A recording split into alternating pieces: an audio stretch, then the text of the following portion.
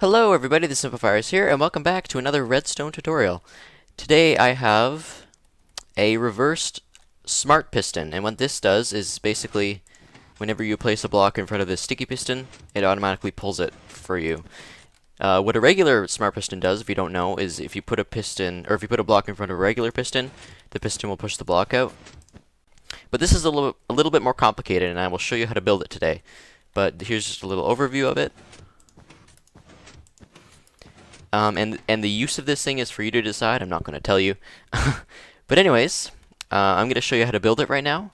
It's pretty simple, but it is still more complicated than the regular one. So you start with a torch on the bottom. Then beside you have 3 blocks like this. Then up one you have 2 blocks, and then up one you have another block. And then you go take a repeater.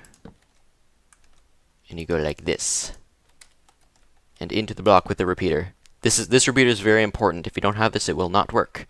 And you set this repeater to, and you set them both to just regular time. Don't change the time at all. Next, you take a sticky piston,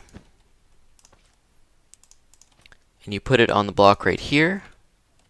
So it should be the sticky part of the piston. The pushy part should be beside the torch, and then you just put a block there and then remove it, and then you got yourself a reverse smart piston. So basically how this works is it works by the bud switch glitch thing, and how it works is basically, let me remove this torch so I can show you. So this piston is set to off right now, obviously, because it's not being powered by anything. This torch does not power it because it's not giving direct power to this.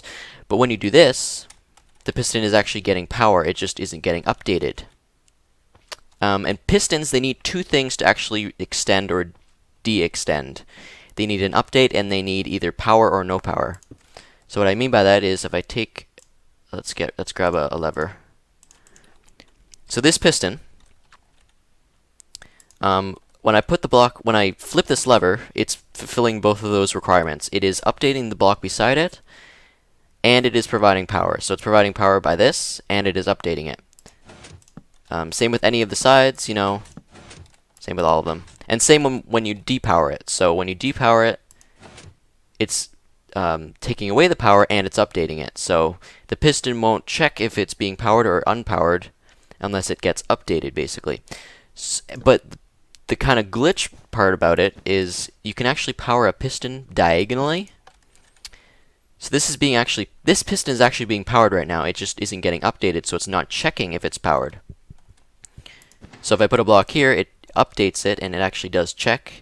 And then if I remove this, you can actually have a always extended piston. And then when you update it again, it'll unextend. So basically that's how the bud switch works.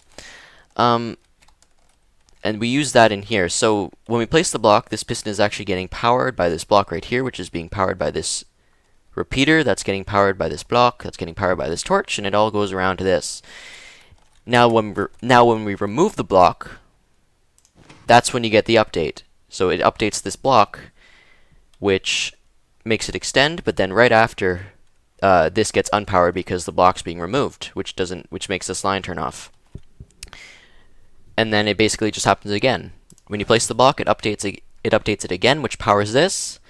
And then when you remove it, it updates it again, which makes it power, and then which makes this unpowered. So it's just this kind of circuit and reverse thing, if you know what I mean.